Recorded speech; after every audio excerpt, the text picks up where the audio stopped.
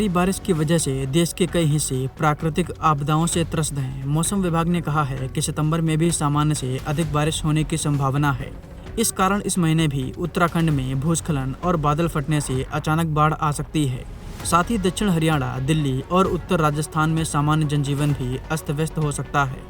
भारतीय मौसम विज्ञान विभाग ने रविवार को कहा कि सितंबर 2025 में मासिक औसत वर्षा दीर्घावधि औसत 167.9 मिलीमीटर के 109% से अधिक होने की संभावना है। विभाग के महानिदेशक मृत्युंजय महापात्र ने चेतावनी दी है कि कई नदियां उत्तराखंड से निकलती हैं, इसलिए भारी वर्षा का मतलब है कि कई नदियां उफान पर होंगी और इसका असर निचले इलाकों के शहरों और कस्बों पर पड़ेगा। हमें इसे ध्यान में रखना चाहिए। उन्होंने कहा कि छत्तीसगढ़ में महानदी के अपर कैचमेंट एरिया में भी भारी वर्षा होने की संभावना है।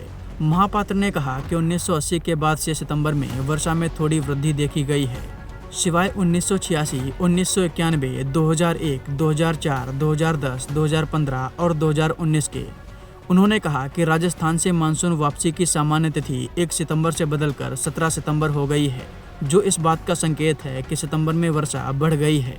आंकड़ों के अनुसार देश में 1 जून से 31 अगस्त के बीच 743.1 मिलीमीटर बारिश हुई, जो 707 मिलीमीटर की दीर्घकालिक औसत से लगभग 6% अधिक है।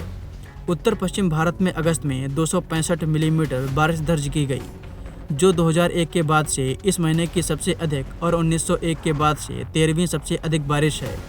दक्षिणी प्रायद्वीपीय भारत में अगस्त में 250.6 मिलीमीटर वर्षा दर्ज की गई, जो सामान्य से लगभग 31% अधिक है।